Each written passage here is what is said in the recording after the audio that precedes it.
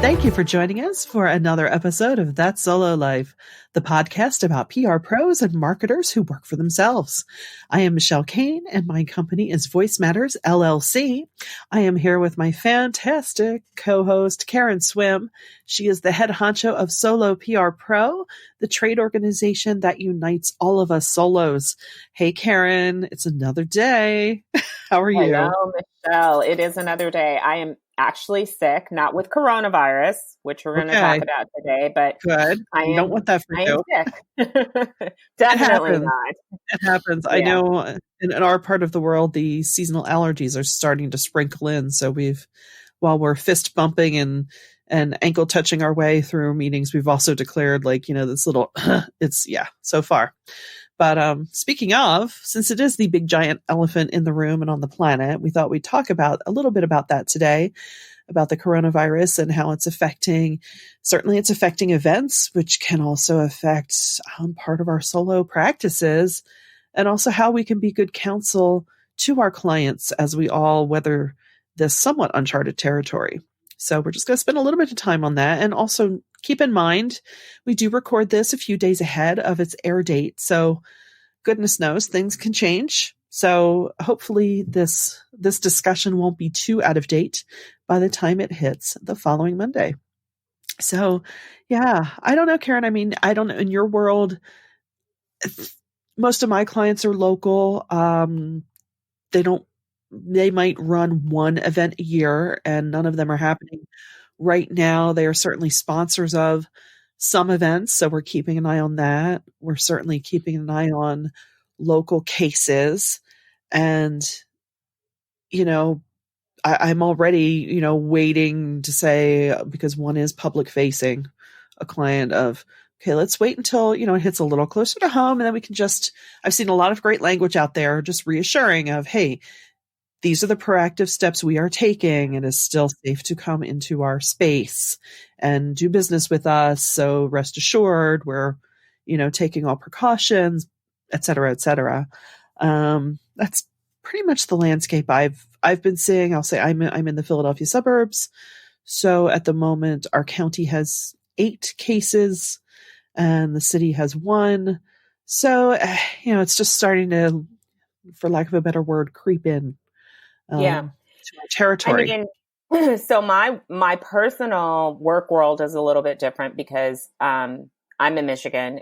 I have no clients locally. All of my clients are dispersed in other places, and they are national. And many, it's high technology and healthcare are the specialties that are really concentrated in. And so it has impacted them, and it's impacted them from a business standpoint in terms of needing to manage their workforce. So, the internal communications and the policies and structures, and being prepared should this get even worse. It's impacted their travel.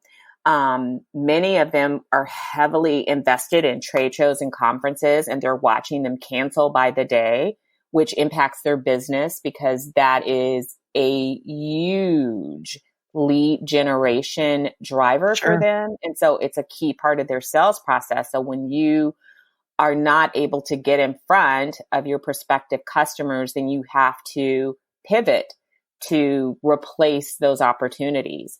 And then, there's personal impact to some as well. I have a client that has family in Italy. So, on a lot of fronts, and then some of my clients live in areas, and work in areas, that have like a large node of cases. And so as communicators, I think it is important that we are ahead of, of this cycle, and that we are counseling clients.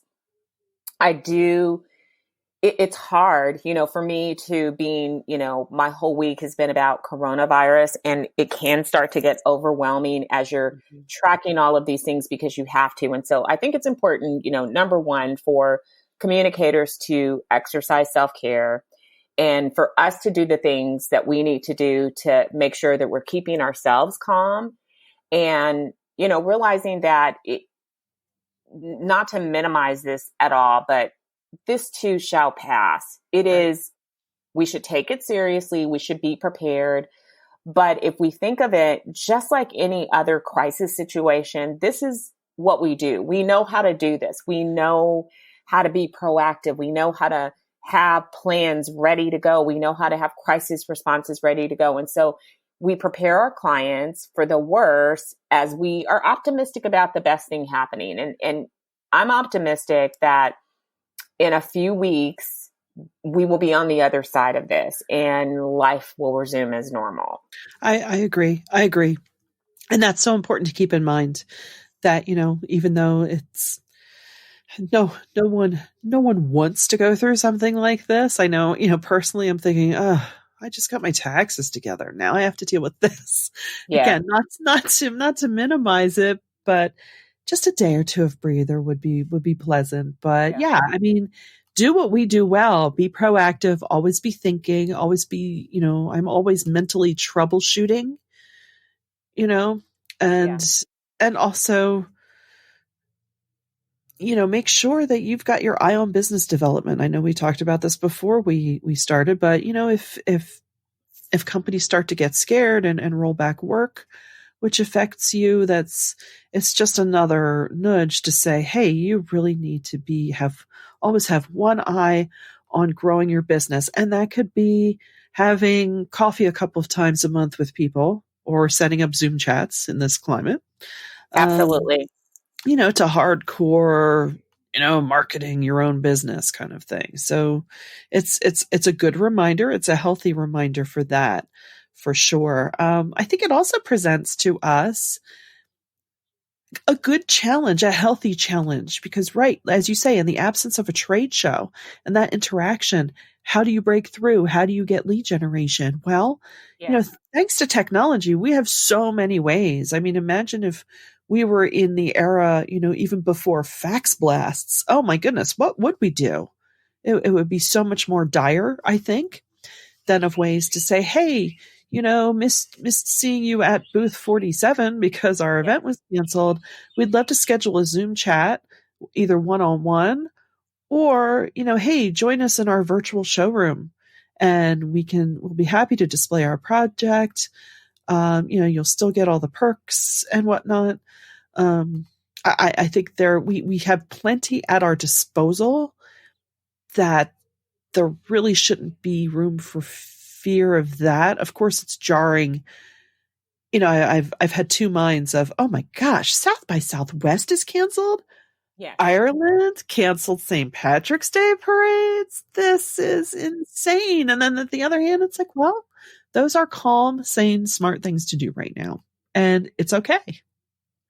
And you said a key word, because I honestly do feel like this is not in an icky self-promotional way, but I really do feel like this is an opportunity for solo PR pros. So you have the opportunity with your own clients to really show them your strategic side, as you not only prepare them proactively for crisis. And if you've been working with clients, you already likely had crisis plans in place. But I think that this is an opportunity to challenge your clients to review how they do things on a day-to-day basis. So you don't want to make sweeping policy changes that are not going to make sense once this crisis has passed. But is there an opportunity to start to look at, okay, hey, this is happening. Let's take a look at our policies for cleaning our facilities. Are there things that we should be doing more of on a day-to-day basis, even in absence of a crisis? Let's take a look at our remote workforce policy. Is there something that we should be changing when cooler heads prevail? And so I do think that this can push us into an era. Even with the trade show and conferences, I read one article, and I'm so sorry that I can't remember the name of it, but it really said, with Google Cloud canceling the conference, it made sense, but it also forces us to rethink these big, expensive conferences, the environmental Yes. impact that they have, how True. expensive it is for, small businesses to participate in these events. We think about it from a attendee perspective. And so I feel like every challenge presents an opportunity for growth and improvement. And I think that as solo PR pros, we can lead that effort, keeping our clients calm, but helping them to, assess what they do outside of the crisis and make some recommendations on things that they can implement. You mentioned okay, so if a conference is canceled, here's a great opportunity to now think of new programs that they could incorporate all the time. Yeah. Maybe more virtual events, maybe Yes. different kinds of communication that they haven't explored before. And so, yes, we need to deal with being proactive around this. But again, I do think that there's a big opportunity here for us to have some pluses and some wins out of this. Oh, completely, completely. And I don't want to sound taking advantage, but in a way it's kind of invigorating because, oh, yeah, let's try to work a new way. I mean, someone said, oh, that old meme of this meeting could have been an email. Well, that's coming true. We're going to see just how many of those meetings could have been emails or, conference calls. Yes. Because yeah.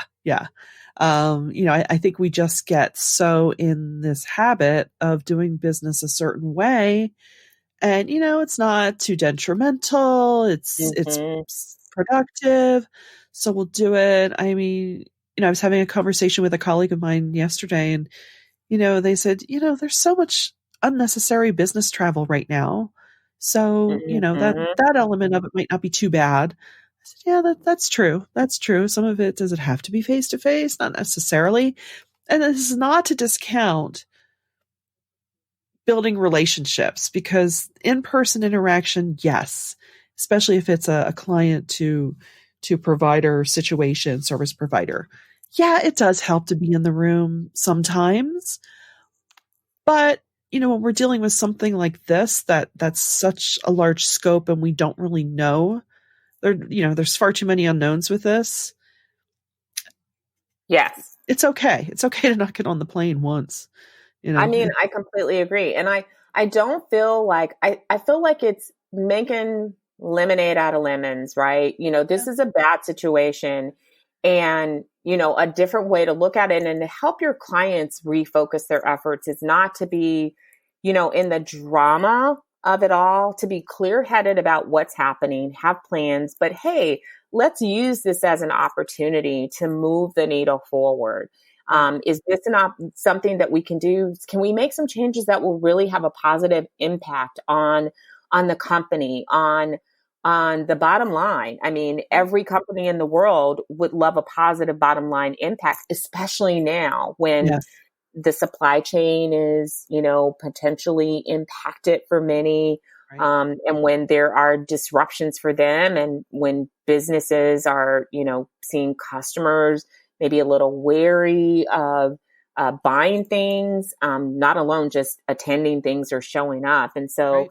yeah, I mean, I do think that we can, we have to not be mired in the bad news of it all, but we have to find some good out of this. Right.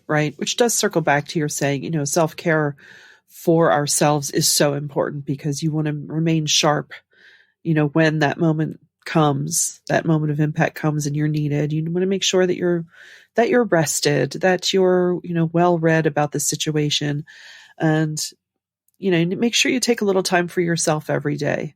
Get some fresh air. I know, Yacht Rock Radio is my happy place right now. That's awesome. It's so funny. I know. I'm like, oh, yes, those sounds of the 70s from my childhood. Everything's I love fine. it. Everything's fine. It's all good.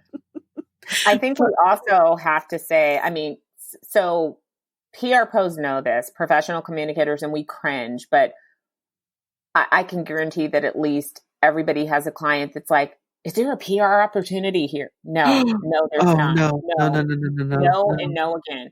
And no. so this is a public service announcement for, on behalf of all PR pros all over the world.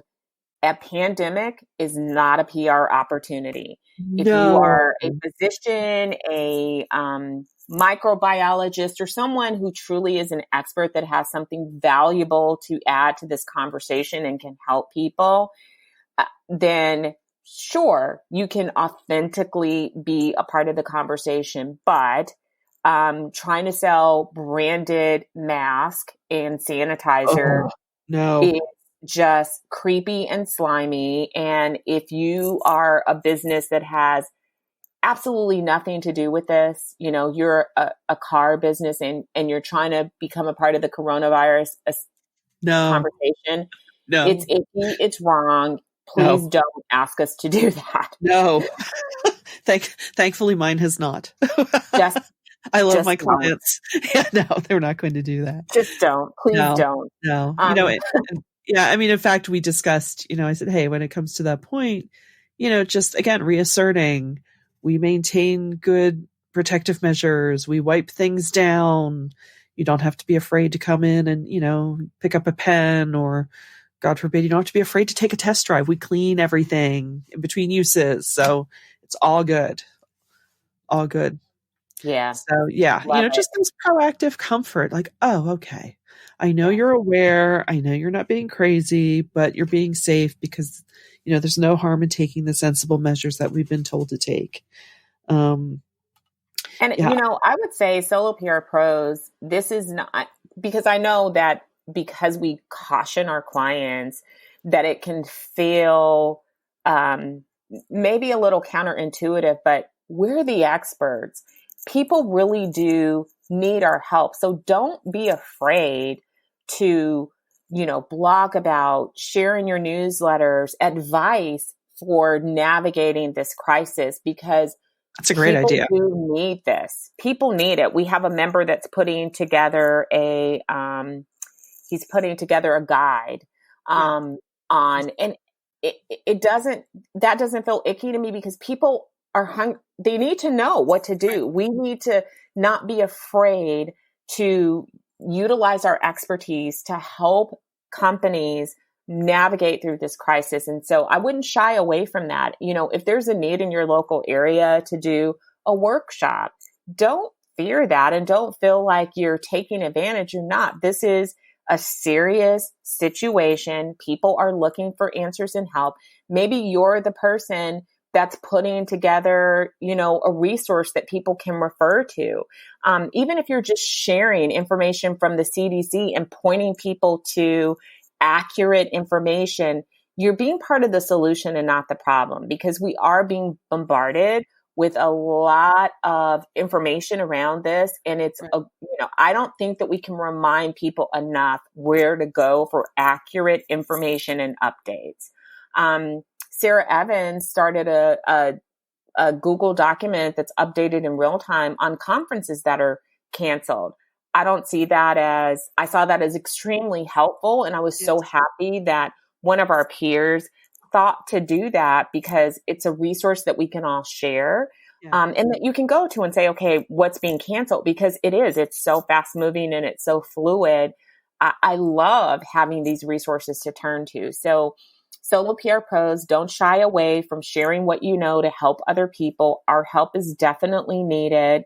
And we need to get through this together, and we don't want people making a misstep. And I feel like we can be a calming voice and a great resource for those that are in need. No, I agree. And it just goes back to the basis of good business.